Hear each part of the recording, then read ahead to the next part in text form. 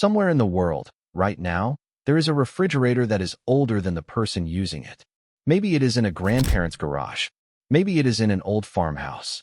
It hums along quietly in the corner, keeping drinks cold, just like it has for 40, 50, even 60 years. Now think about the fridge in your own kitchen. How old is it? And be honest with yourself. How many fridges have you gone through in your life so far? Here is a fact that should stop you cold. A refrigerator built in the 1950s often ran for 40 years or more. A refrigerator you buy today, many of them fail in just 5 to 10 years. Some die even sooner than that. So what happened? Did we somehow forget how to make a fridge? A fridge is not a new invention. We have been building them for over 100 years. If a machine from 1955 can run for half a century, why does a shiny new one, full of modern technology, give up so fast? The answer, once again, is not bad luck.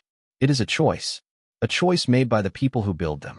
And in this video, I am going to show you exactly why your fridge is built to fail. Let's start by looking at Grandma's old fridge. The one that just never seems to die. Open it up, look behind it, and you will notice something. It is simple, almost boringly simple. It has a strong motor, called a compressor. It has a thermostat, which is just a simple dial that senses the cold. It has thick metal walls. And that is more or less it. There is no screen, no touch panel, no ice maker, no little computer hiding inside. Because it was so simple, there was very little that could go wrong. Fewer parts means fewer things that can break. And the parts it did have were built strong. The steel was thick and heavy. The compressor was tough. It was made in a time when buy it once was the whole idea. That old fridge was not clever, but it was honest. And it just kept on working. Now let's look at a modern fridge. And let's find out what really changed. The first big change is electronics. Your new fridge is not run by a simple dial anymore. It is run by a computer. There is a circuit board inside, and that board is the brain of the fridge. There may be a touch screen on the door. There are little sensors placed all over it. Now, here is the problem with all of that. Every one of those electronic parts is a brand new place for the fridge to break. A circuit board can be killed by a small jump in the power. A touch screen can simply stop working. A sensor can go bad and confuse the whole machine. The old fridge did not have any of these parts, so it could never fail in these ways. The new one is packed full of them. The second big change is the extras. Modern fridges try to do everything. They make ice. They pour out cold water. They have lights inside that change color. Some of them even connect to your phone. Now that all sounds nice. But every single feature is another thing that can break. The ice maker jams up. The water line springs a leak. The fancy dispenser stops dispensing. In fact, there is a simple rule here. The more jobs a machine tries to do, the more ways it can fail. A plain freezer, with no gadgets at all, will almost always outlast a fancy fridge with all the bells and whistles. The third big change is the one they really do not talk about.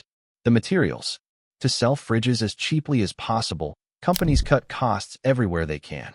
The thick steel of the old days became thin metal and plastic. And the heavy, tough compressor of the past was often swapped for a lighter, cheaper one.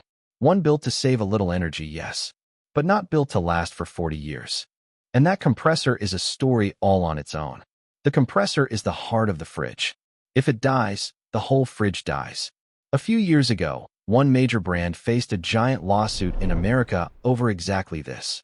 Thousands of angry customers said the compressor, the heart of their fridge, was failing after just a couple of years. Whole fridges full of food, going warm, long before they should. The company ended up settling the case. And it shone a light on a scary truth. The single most important part in your fridge is sometimes the very part that gives out first. Now here is a trick hidden inside your fridge that most people never even notice. The water filter. If your fridge pours out cold water or makes ice, it almost certainly has a filter inside. And every few months, a little light comes on, telling you to replace it. So you go and buy a new one. And you find out it costs a shocking amount. $30, $40, even $50. For a small plastic cartridge. Sound familiar? It is the printer ink trick, hiding in your kitchen. They sold you the fridge. Now they sell you the filters, over and over, forever. Some fridges even have a chip in the filter, so cheaper ones will not work as well, or the fridge will nag you until you buy the official one. A little box of plastic and charcoal, sold to you again and again, for as long as you own the machine. And then there are the so-called smart fridges, the ones with a big glowing screen on the door.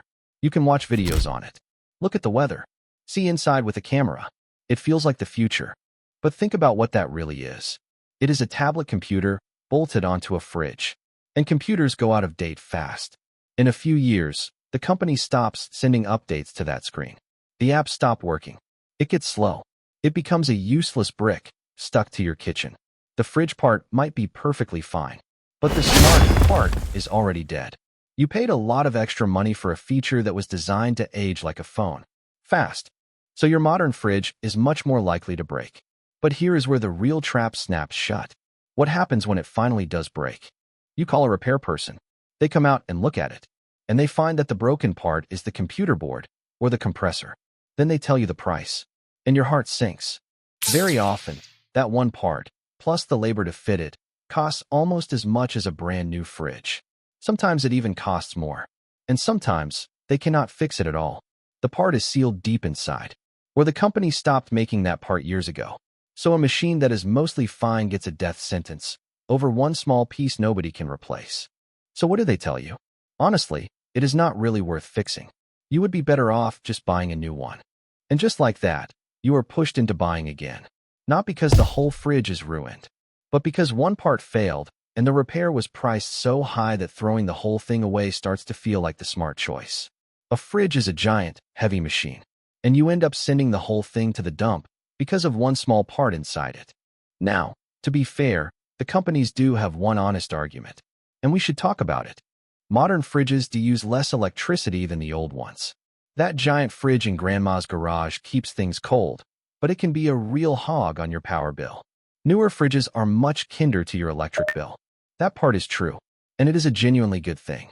But here is the catch. Using less energy did not have to mean falling apart. They could have built a fridge that saves power and still lasts 30 years. They simply chose not to. They used the word efficiency as a reason to make things lighter, cheaper, and more complex. And more complex almost always means breaks sooner. They handed you a lower power bill, and in return, they quietly took away the years your fridge should have lasted. So who wins in all of this? The companies win. Instead of selling you one fridge that lasts 40 years, they get to sell you 4 or 5 fridges in that same amount of time. Every time one dies too soon, and they tell you it is not worth fixing, they make another fresh sale. And in between, they sell you filters and features and screens that go out of date. It is the same old game we keep seeing. A shorter life means more sales. And who pays for it? You do. You spend thousands more over your life on fridges you should never have needed to replace. And the planet pays a heavy price too. A fridge is one of the largest, heaviest things in your whole home. And we are throwing them away by the millions, long before they should ever die. Mountains of metal, plastic, and chemicals. All because one small board failed, and fixing it was not worth it. To really understand what we lost, let's go back to where fridges began. Back in the late 1920s and 1930s, one company made a fridge with its motor sitting in a round drum right on top. People called it the monitor top. It looked strange to us now. But here is the amazing part. Many of those fridges, built almost 100 years ago, are still running today. People plug them in, and they hum right back to life. They were built by people who wanted to prove that a fridge could last a lifetime. And they did. So the knowledge is not lost. We know exactly how to build a fridge that lasts for generations.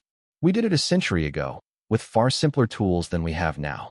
If anything, we should be building fridges that last longer than ever before. Instead, they last a fraction as long. That is not a step forward. It is a step backward, taken on purpose. So why would any company choose to make a worse product? It comes down to a cold piece of business math. A company that sells you a fridge every 40 years is a slow, quiet business. A company that sells you a fridge every 8 years is 4 or 5 times bigger, using the very same customers. The people who run these companies are under constant pressure to sell more this year than they did last year. And the easiest way to sell more fridges is to make sure the old ones do not last. A fridge that lasts forever is, strangely, bad for business. So durability quietly disappeared. There is one more reason these machines are so hard to save. Deep inside every fridge is a sealed loop of pipes, filled with a special gas. This is the part that actually makes the cold. In the old days, a skilled person could often open it up and fix it. Today, it is sealed tight. Working on it needs special tools, special training, and special licenses for the gas inside. So even a good repair person may take one look and say, "Sorry, I can't touch that." The fridge was built in a way that quietly locks repair people out. And a machine that cannot be fixed has only one place left to go. And where do all these dead fridges go? Too often, they end up in giant scrap yards, sometimes shipped far away to poorer countries. There, they pile up under the sun. The metal is stripped off. The gases and chemicals leak into the ground and the air. A machine that should have served one family for a lifetime instead becomes a small poison heap on the other side of the world. Now multiply that by the millions we throw out every year. That is the true, hidden price of not worth fixing. And when your fridge finally fails, it almost never picks a good time. It waits for the hottest week of summer. It waits for the holiday, when the fridge is packed full of food for the family. You wake up, and everything inside is warm. The milk is off. The meat is ruined. You are throwing away a bin bag full of spoiled food. And now you are rushing out to spend hundreds, or even thousands, on a machine you did not plan to buy. That panic, that rush, is part of the trap too. A calm shopper compares and saves. A panicked one grabs whatever is in the store today. And they know it. So how do you fight back? You cannot rebuild the whole industry by yourself. But you can be far smarter than they expect you to be. First, keep it simple. When you buy a fridge, ask yourself an honest question. Do I really need the screen? The ice maker? The internet connection? Every gadget you skip is one less thing that can break. A plain, simple fridge will very often outlast the fancy one, and cost you less money too. Second, if you have the space, a separate fridge and a separate freezer can each last longer than one big complicated combo unit. Fewer jobs per machine means fewer failures. Third, before you buy, look up how reparable a model is. Can you get the parts? Are the parts cheap or wildly expensive? Some brands are known for lasting a long time and for being easy to fix. A little research before you buy can save you years of headaches. Fourth, if your old fridge still runs, think hard before you replace it just to get a new look. That ugly, boring fridge that just keeps on working might quietly be the smartest machine in your entire house. Fifth, watch out for the little traps hidden inside the machine. Before you buy, check how much the water filters cost and how often you are told to change them. A cheap fridge with costly filters is not really cheap at all. And think twice about paying extra for a big screen on the door. That screen will feel old and slow long before the fridge itself does. The plainer the machine, the fewer ways they have to keep on charging you for years to come. And most of all, remember the trick. When a repair person says it is not worth fixing, you now understand why the numbers are stacked that way. It was designed to feel exactly like that, so that you would buy again. So the next time you see a beautiful new fridge with its glowing screen and its ice on demand, take a much closer look. Behind all that shine is a machine with more ways to fail than ever before. A screen that will soon go out of date. A filter that will cost you for years. And a repair bill, waiting quietly in the future, that is designed to push you straight into buying the next one. Grandma's fridge is still running for a reason. It was built in a time when they wanted it to last. Yours was built in a time when they wanted to sell.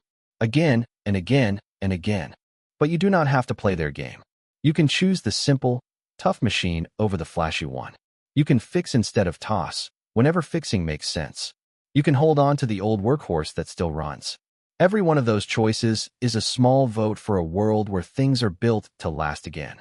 And enough small votes, from enough people, can slowly change what these companies decide to build. This is just one machine in your kitchen. On this channel, we take apart all the rest. The washer, the dryer, the dishwasher, all the everyday things you count on, and all the quiet little tricks hidden inside them. Because once you can see how they are built to fail, you can start choosing the ones that are not. And that is the real power here. Not anger. Knowledge. The companies count on you feeling confused and helpless when your fridge dies too soon. They count on that panic in the kitchen, with the warm milk and the ruined food, pushing you straight back into the store. But you are not confused anymore.